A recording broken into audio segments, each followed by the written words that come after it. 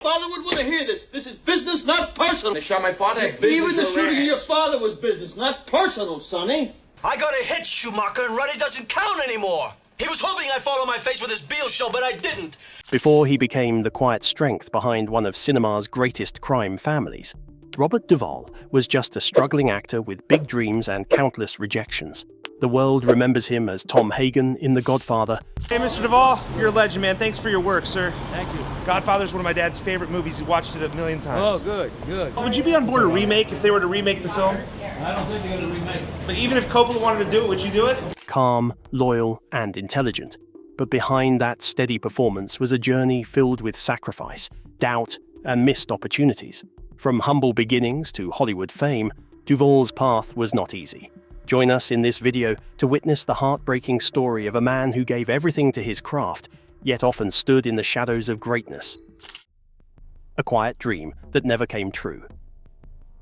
For decades, Robert Duvall became a symbol of powerful storytelling. From his calm, steady presence in The Godfather to his haunting performance in Apocalypse Now and his deeply moving role in Tender Mercies, he built a career that placed him among the finest actors in cinema. Audiences saw strength, control, and quiet intensity in his characters. On screen, he always seemed certain. He always seemed complete. But away from the cameras, there was a softer story few people truly understood. At the time of his passing, Duvall was survived by Luciana Pedraza, his partner and wife of many years. Their bond was strong and lasting, a rare thing in Hollywood. Professionally, he had everything an actor could hope for: respect, awards, and a legacy that would outlive him. Yet in his personal life, there was a quiet absence that followed him through the years. Duvall had openly shared in interviews that he hoped to become a father. It was not something he spoke about often, but when he did, there was honesty in his words. In a conversation with Today.com, he explained that during his 4 marriages, and even in committed relationships outside of marriage, he tried to have children. It simply never happened. He once admitted that adoption had crossed his mind. It seemed like another road he could take, another way to build the family he quietly wanted. But that path was never fully realized. Life moved forward, time passed, and the chance slipped away. A source close to him later shared that Bobby didn't talk about not having children often because he invested his time in his craft, his marriages, and just living life. He has spoken about how it wasn't in the cards in the past, but he never thought of it as a regret. It may have caused strife in some of his marriages, but not having kids was never a game changer for him. That was Duvall's way. He carried disappointment without letting it define him. During his first marriage to Barbara Benjamin, whom he married in 1964 before they separated in 1975, he stepped into the role of a father figure to her 2 daughters from a previous relationship. For a time, he experienced the rhythm of family life, shared meals, conversations at home, the small, everyday moments that shape a household. Though he never had biological children of his own, he briefly touched that world. Across his lifetime, Duvall married 4 times. After Benjamin, he married actress Gail Youngs in 1982, but the marriage ended 4 years later. His 3rd marriage was to dancer Sharon Brophy, lasting from 1991 to 1995. Finally, he found lasting companionship with Luciana Pedraza, an Argentine actress and filmmaker nearly 40 years younger than him. They met in Argentina in 1997 and married in 2005. Together, they shared more than 20 years side by side. In the end, Robert Duvall's life was full of art, love, and achievement. Yet beneath the success was a quiet dream that never came true. And perhaps that gentle, unspoken longing is what makes his story not just powerful, but deeply human. But who was Robert Duvall, and how did his path lead him to acting?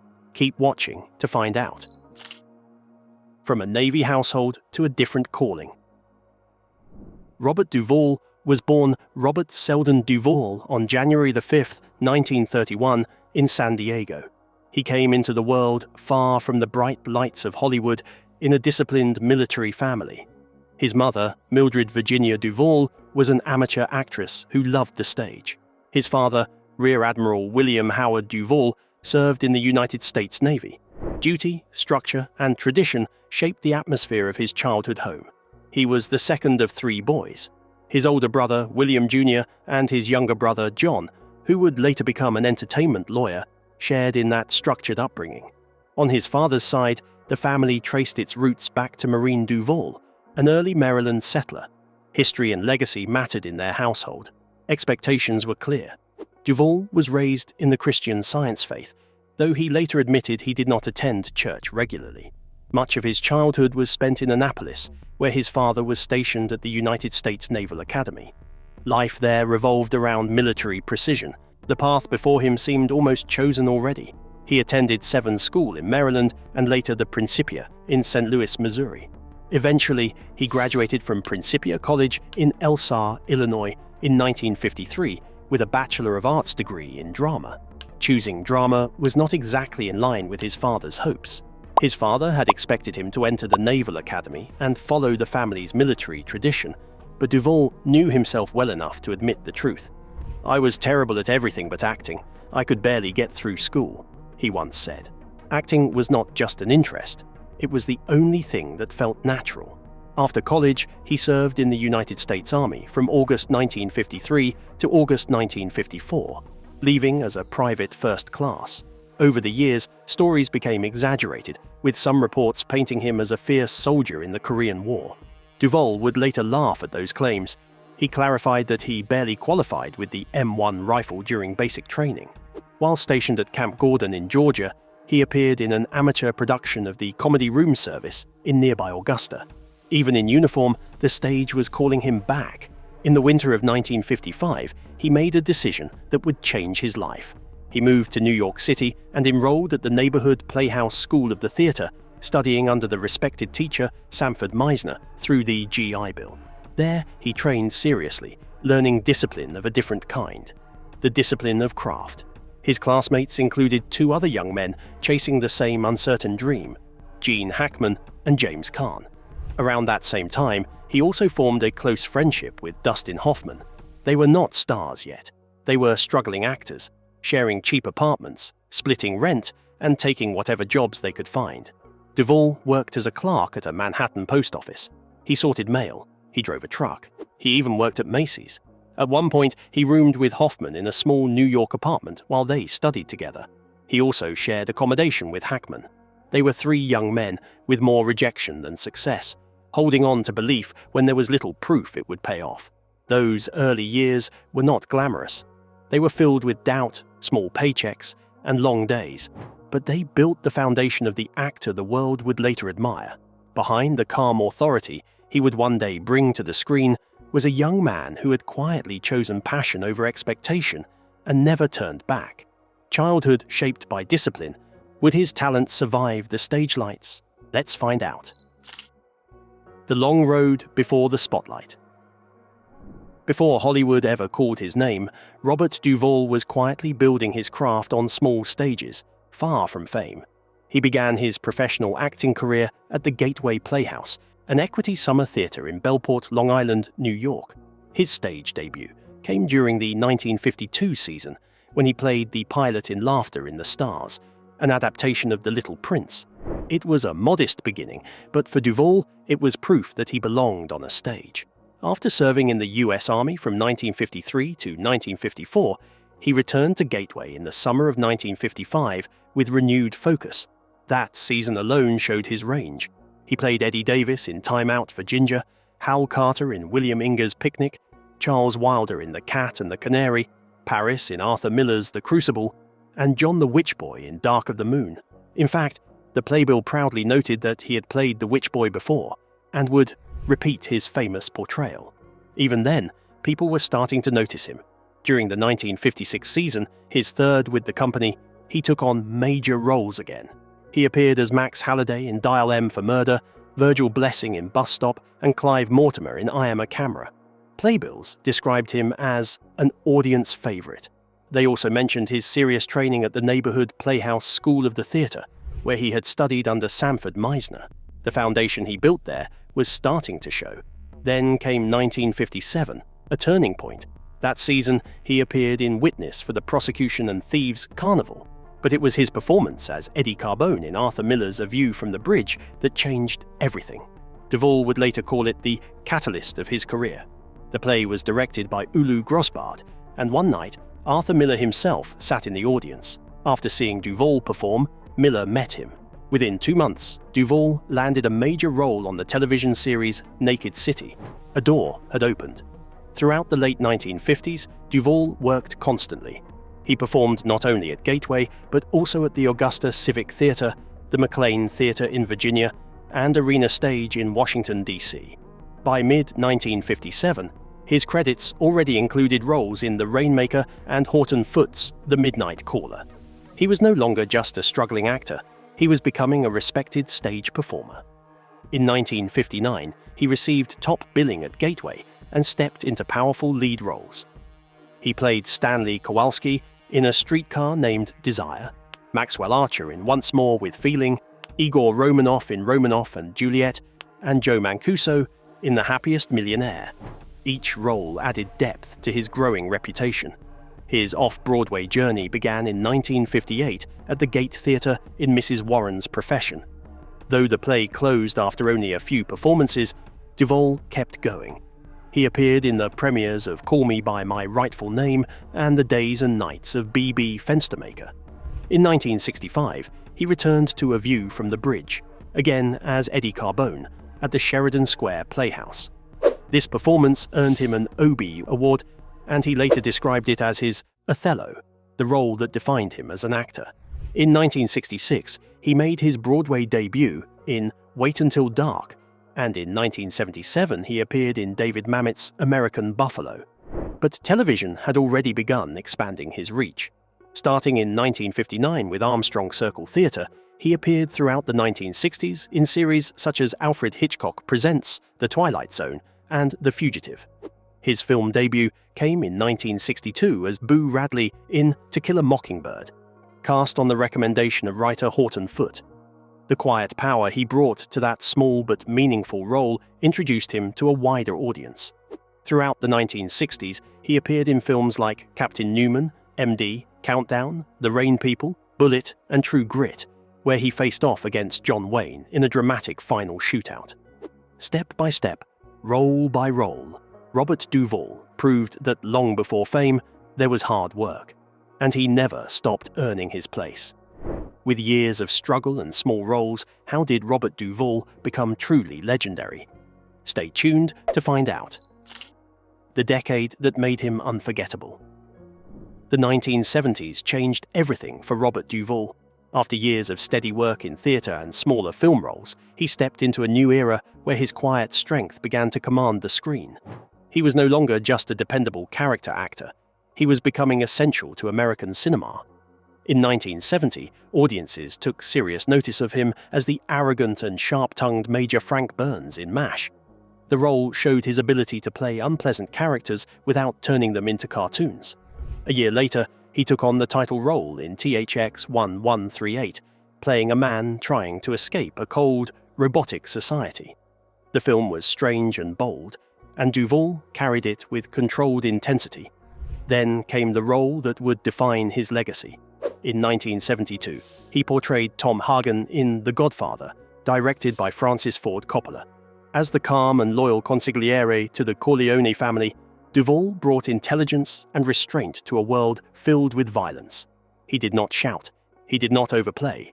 He simply existed within the role. The performance earned him an Academy Award nomination for Best Supporting Actor. He returned as Tom Hagen in The Godfather Part 2, further deepening the character's quiet power. In 1974, he also appeared, uncredited, in Coppola's tense thriller The Conversation. By the mid-1970s, Duvall had built a reputation as one of the most reliable actors in Hollywood. People magazine famously described him as Hollywood's number one, number two lead. He could anchor a film or strengthen it from the side. Either way, he elevated every scene. But it was 1979 that sealed his place in film history. In Apocalypse Now, he played Lieutenant Colonel Kilgore, a fearless officer obsessed with surfing in the middle of war. His line, "I love the smell of napalm in the morning," became one of the most quoted lines in cinema. The role won him a Golden Globe and a BAFTA award, along with another Oscar nomination. That same year, he earned an Academy Award nomination for Best Actor for his role in The Great Santini, playing the tough and demanding Marine pilot Bull Meacham. The character was based on a real Marine aviator, and Duvall gave him both authority and vulnerability. He also portrayed President Dwight D. Eisenhower in the miniseries Ike, showing once again how fully he could transform. Although praised by Coppola as one of the 4 or 5 best actors in the world, Duvall still fought for better roles. In 1977, he returned to Broadway in David Mamet's American Buffalo, hoping strong stage work would earn him stronger film leads. In 1983, that persistence paid off. His performance as broken country singer Mac Sledge in Tender Mercies won him the Academy Award for Best Actor. He insisted on singing the songs himself, refusing to let another voice replace his own. The raw honesty of that performance moved audiences deeply. Co-star Tess Harper later said he became the character so completely that she only knew Mac Sledge, not Duvall. Director Bruce Beresford admitted the transformation was almost unsettling in its realism. By the end of the 1980s, Robert Duvall was no longer just respected. He was legendary, an actor who disappeared into every role, leaving only the character behind. Even after decades of iconic roles, Robert Duvall never rested on his laurels. Through it all, Duvall proved that age, fame, or prior success could never slow the drive of an artist dedicated to his craft. He remained tirelessly curious, consistently challenging himself, and forever committed to bringing life to the stories he told. His work across decades stands as a testament to both endurance and excellence, marking him as one of the most remarkable actors in American cinema. Fame and acclaim defined him. How did he use his influence? Let's find out. A voice beyond the screen.